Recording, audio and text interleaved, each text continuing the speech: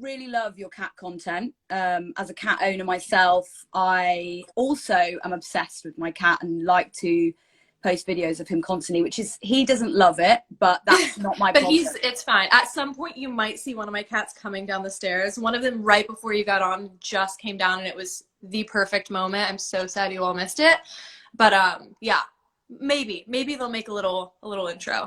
I did notice actually that we share a problem. I think you put this on your Instagram story. Your cat was drinking out of your pint glass. Honestly, Yeah, she's a beggar. She will drink or eat anything you put in her face.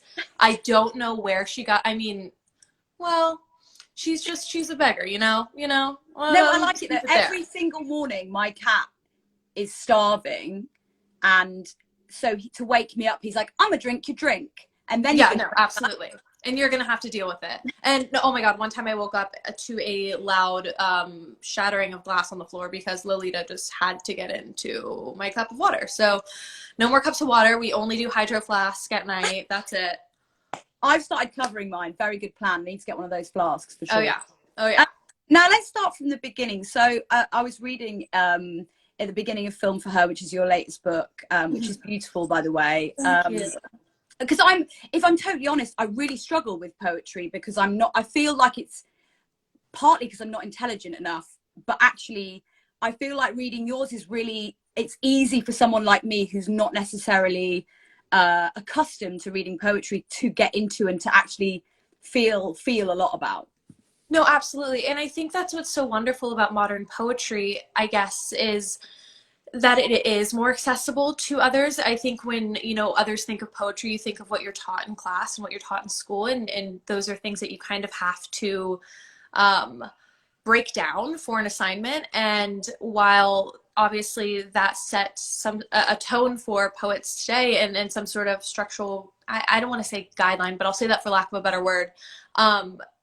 I love that it is more digestible now, and it's fun, and it can be fun, and you don't have, like, and I think I also struggled with that when I first started really getting into writing, was I guess not feeling like I was intelligent enough for the art of it, and feeling as though I lacked something that I just couldn't bring to the table. But I think the beauty of poetry and the beauty of writing just in general is, you know, sharing whatever that may be, whatever, you know, set of emotions or a story that you want to tell in your voice and in the way that you want to do it, not, you know, what you were taught.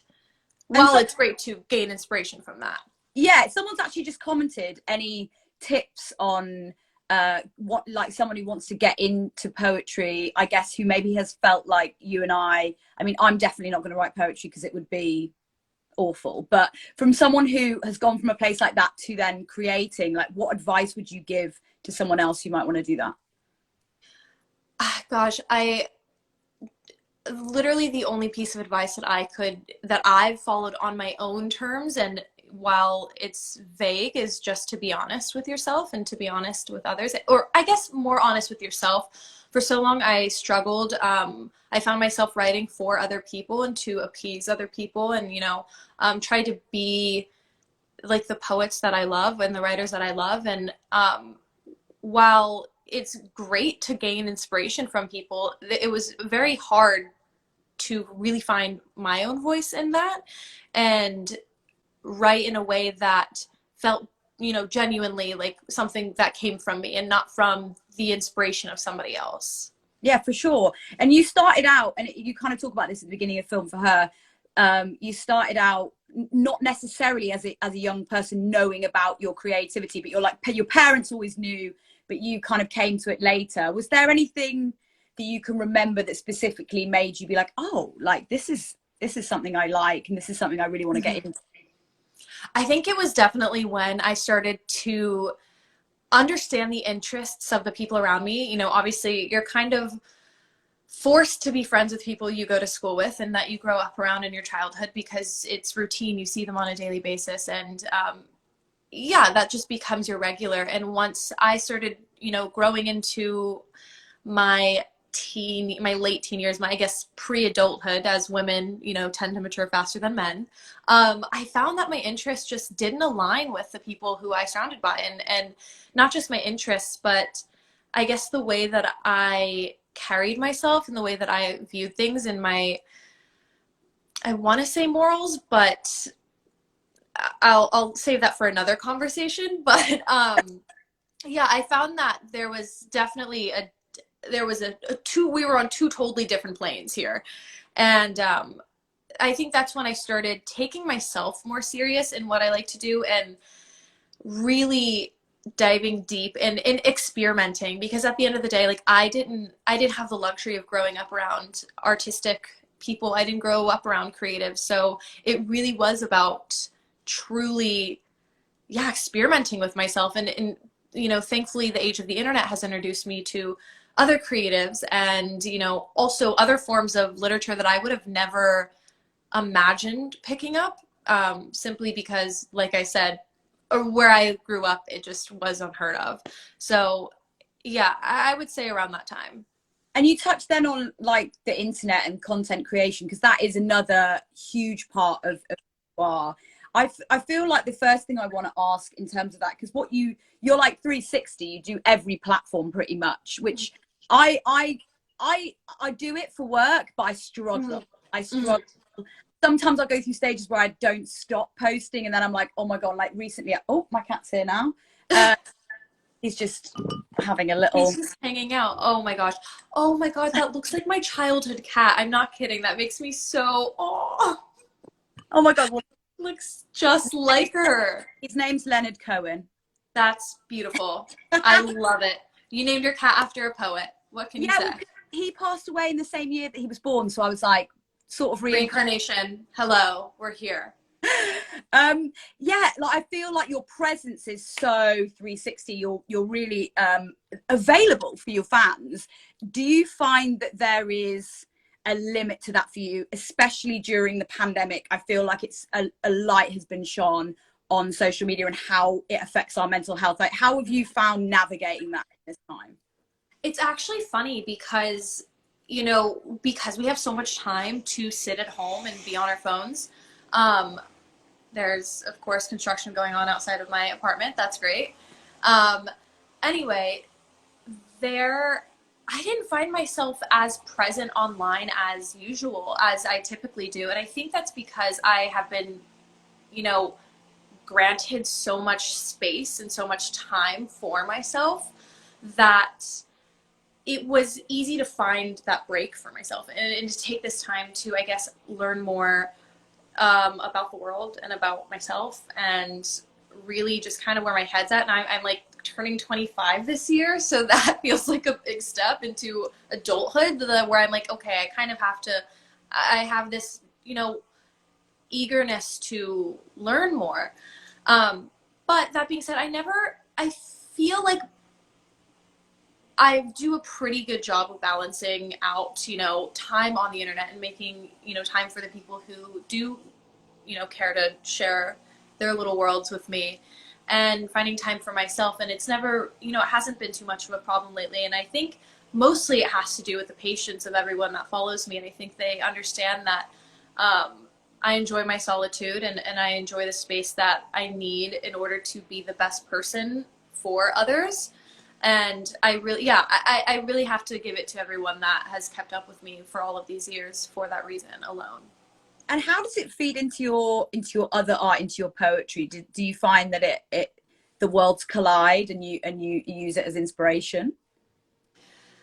Yeah, I mean, especially in Film for Her, I was given so many opportunities with my job here, you know, with my platform and social media, to travel the world and to meet new people and gain these experiences that I would have never been able to, one, afford, to really plan for myself. So that in a way has played a big part in my poetry, because of the experiences that I was able to have when the world was open and we can have fun. And I think just the introduction to this life that I now have, and the people that I've, you know, I think mostly everyone I surround myself with in my personal life, I have met from the internet in some strange way or another. So yeah, definitely. This is amazing. I'm so sorry. No, he just wants to say, and I'm here for it. We should be interviewing him right now. Doing, mate? He never makes noise. This is so. I'm really scared. There's like a mouse in my house now. Or he's about to be sick. He just wants to talk. He loves poetry. He loves poetry. You named him after a poet. It only makes sense. That's very true. Actually, that is probably where it's at.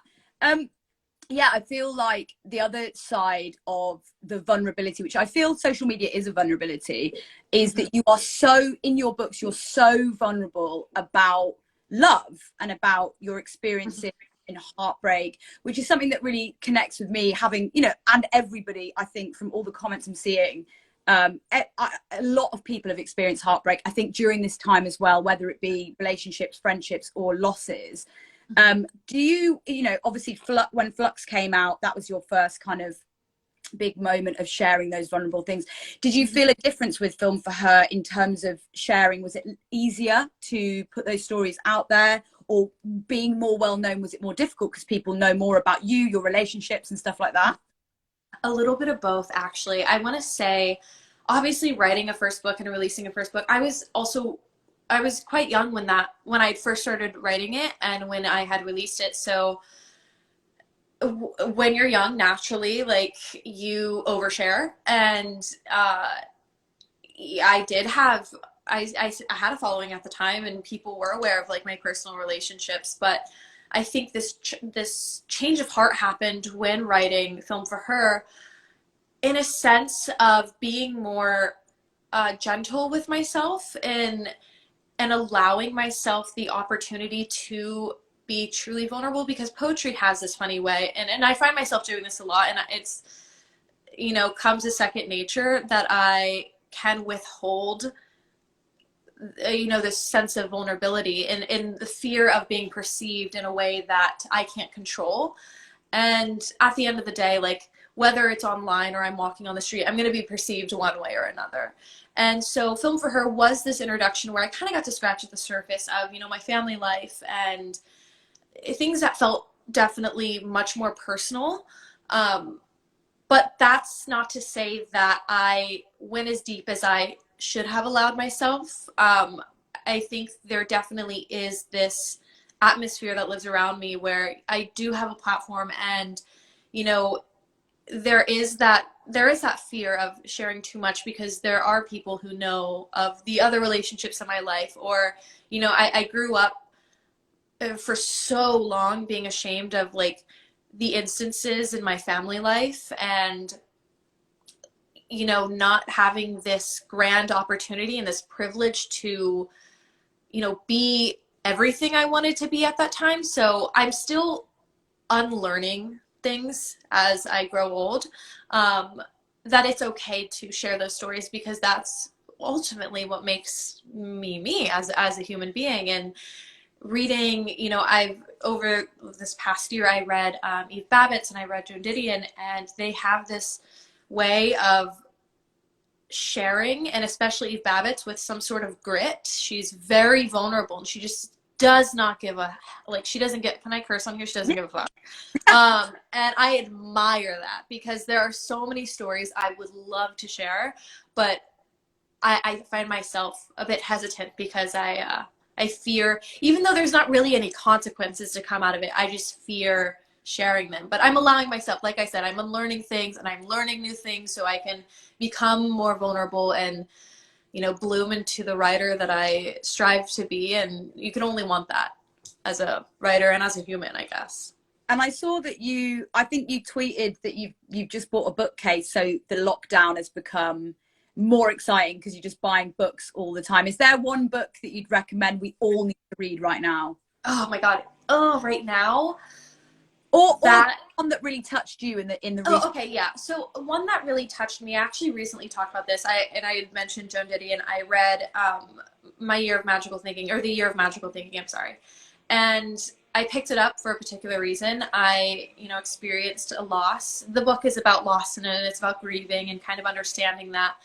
And I've had it on my shelf for 2 years, and I it's honestly truly been collecting dust, and it felt like it kind of came to me at the right time when I needed it to be there.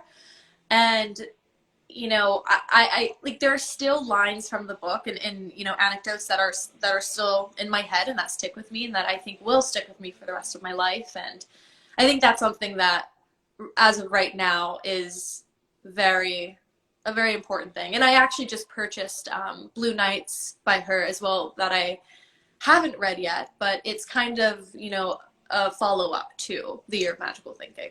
It seems like a lot of people in the comments are going to be getting this book from what it looks like as well, which is it's wonderful. It's wonderful. We love recommendation as well. We all do. We need it. Oh my gosh, yeah. I literally just posted a video of like all of my reads from 2020. Well, 3/4 of them, but yeah, I could go on. Obviously, the outlet about fashion, what we wear, how we wear it. You've got great style, great vibe. Is it something that's important to you? Because I've found in lockdown specifically, clothes are so important to me. They really make me feel good. I wear a lot of suits. I've just been dressing up in suits on my own in my house. Have you had that same thing? Like, do you feel a connection with fashion over this time, or have you kind of let go of it?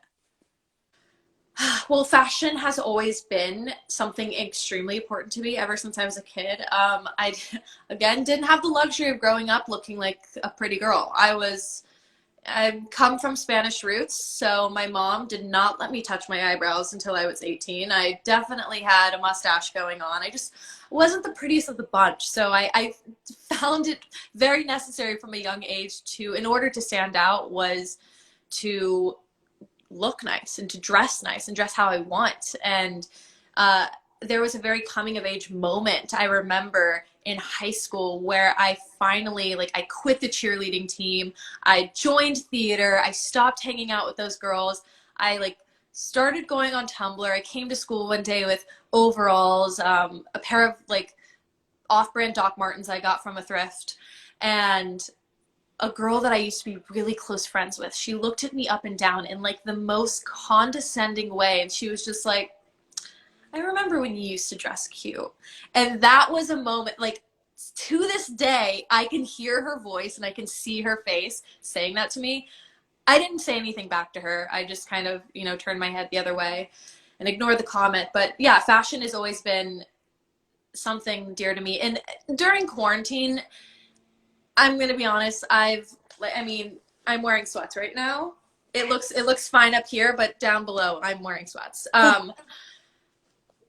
That being said, though, on the outward, I'm not like truly dressing to my full potential. I have been taking the time to research designers and, runways that I can be inspired by for when I can have the opportunity to dress up, when it's not, for a photo or, to walk to Whole Foods down the street.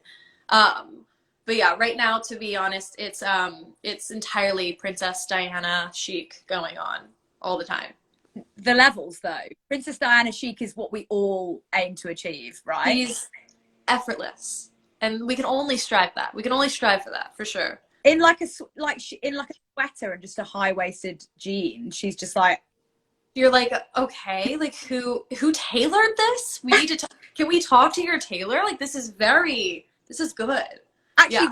Younger, I used to look at her and be like, because I had a similar vibe to you in that I was not a vibe. I was very, I'm fine. We grew into ourselves. Yeah, I'm a tomboy. I also didn't know about my sexuality. I hadn't been able to express like my queerness, and I was kind of just like very straight and I used to just tie my hair up and wear clothes, and that was it. And when I like kind of moved to London and came of age, I found myself in a similar way. So it's kind of nice to have that and also keep growing it and changing it and like enjoying it. And like you say, the minute that lockdown and everything ends, it's going to be a fashion everywhere we will be serving, and that's all you all need to know. When will that happen? Who knows? But until then, my sweatpants collection is growing, and I'm not mad about it. No, it's so soft and lovely. It's brilliant. Like, I was looking on your, it sounds like I'm really stalking you, but it's just doing my research. Listen, it's fine. I get it. I unadmittedly, like I stalk many people, so. Oh, right. We're good. I can't not mention that last year you commissioned a painting of Portrait of a Lady on Fire because I am a bad gay. I had not seen it, and then lockdown happened, and I was like, Oh, okay. oh, You've redeemed yourself. Yeah. I almost like nearly had a heart attack. I was like, what do you, like, get off of this and go watch it right now. There are more important things in this world. Is like the best films I've ever seen. But like, tell me about the portrait. I need to know everything about it. You actually had something commissioned, didn't you? I did. I had my friend John commission it. He is an artist who lives in Georgia, and I remember going into seeing the movie. I had watched it in theaters, and it was right before lockdown hit. It was that was the last experience in a cinema that I've ever had, and I'm grateful for it. Truly grateful for it. And I sobbed like a baby. I've never felt. It was just, especially the end. I don't want to say too much for anyone that's watching this that hasn't seen it, but everything about it and I think my favorite point to it before I like rave on and on about this is Celine, how she managed to create this film that carried so much emotion that did not need a soundtrack to go behind it. That is insane. Like you watch so many films, and you know you're kind of told to feel an emotion based on what's playing in the background, whatever song you hear a song coming, you're like, all right, this is gonna be real sad. And she managed to create this film with 2 songs, and yet through every moment you were just moved with the female gaze, and you're just carried by this look of longing. And you know, I write about longing a lot, so anything that has to do with some sort of yearning, and if we're talking period pieces and lesbians, count me in. Like, I'm here, sign me up. Old. I'm sold, exactly. And so I took it upon myself. I just couldn't stop thinking about it. I couldn't stop thinking about the film. Like, and I've seen it like 4 times already, because there have been moments where I've been with friends and I'm like, you haven't seen, okay, well, we're gonna watch this again. And I just needed a piece of it. I needed something. I needed to live with it in my home every single day. And I look at it and I'm very happy with the purchase. Very happy with it. I love that, because I think your comment on the female gaze, it is without giving any spoilers, it is unadulterated female energy, the female gaze. There's no element of it being sexualized or like any of those things, and therefore the beauty and the passion in it is like so much more intense. I mean, exactly. No, I agree. And I mean, that mostly has to do with the fact that the director is also a lesbian, so she can write a piece that can bring that emotion and bring that, okay, all right, bring that sensuality, I guess, without it being too overt, where, you know, we have had some issues in the past with Blue is the Warmest. So sorry. You have a cat meowing. I have a man out here trying to do his job. Don't worry, I can still hear you perfectly. Okay, beautiful. Yeah, where we kind of ran into that issue with like Blue is the Warmest Color, where you just have this like overtly sexual presence because it was a man directing. Like, oh, like, I've seen porn. I know how lesbians do it. Let's put them in a bed and make them super uncomfortable while I film this. Pretty much. Which actually, have you seen Celine's Water Lilies? No, and I need to. It's on my list. I've just been like, I mean, I haven't seen it either, but I've heard wonderful things about it, and I at some point would love to watch it, because it also has what's her I forget her name, but the main actress is in it as well. Yes, because didn't they were together as well? Yeah, it was like her muse. It was her muse. Mm-hmm. Oh, the whole thing is too much. I know. It's wrong. It's truly like, come on, girl. We're waiting for the next one. Let's go. Yes, please. And right now, obviously, it's a bit of a weird time. We are indoors. We're not doing much. But what are you working on? Is there other things you are? Because obviously you've got the new book. But is there other things you're working on that you're releasing, or you've just released? You want to chat about as well? So I haven't been writing, to be frank with you. Just kind of taking a break from myself. And like I said, I'm in a weird position where I'm understanding grief and my emotions. And while you think that would be like the perfect time to write, nothing has came to mind. Personal projects of my own, like I said, I'm kind of like on this reset of, learning more and reading more and I guess understanding more about my interests that I've already had that I didn't really know much about. One of them being I'm learning how to shoot on medium format, like film. I really loved Film for Her, and I loved, the project, the entirety of the project. And I do believe that there will be more volumes in the future.